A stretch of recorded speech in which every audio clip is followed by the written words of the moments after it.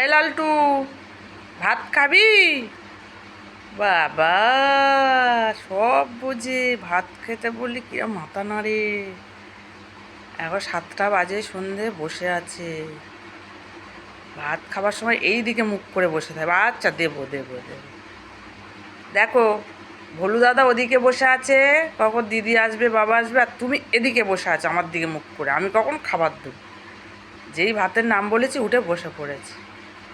এইটুকু বাচ্চা হলে কি হবে, এই যা বুঝে না। বাপরে বাপ। ভাত দেব। ভাত কে খাবে? ভাত লালটু খাবে। লালটু, ভাত খাবি? খাওয়াটা কি বুঝে, শুধু মাথা নাড়াচ্ছে। দেবো, আর 10 মিনিট পরে দেবো, দাঁড়া। এই শোন, আমি দোকান সেরে আসি, তারপর ভাত দেবো। নাকি আগে ভাত দিয়ে যাব? বল। আগে ভাত দিয়ে যাব? আগে ভাত দিয়ে যাব? আগে ওদের ভাত দিয়ে তারপর দোকানে যাব। হ্যাঁ, বসো। সারা দিন এখানে থাকবে, সারা দিন। ওই মানে আস্তে আস্তে করে সরে সরে আসছে, ভাতের কথা শুনেছে।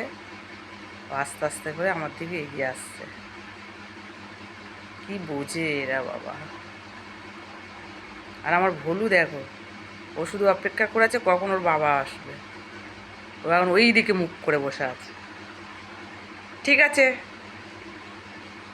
ভাত পাবে, ঘোরা হবে, সব হবে, হ্যাঁ।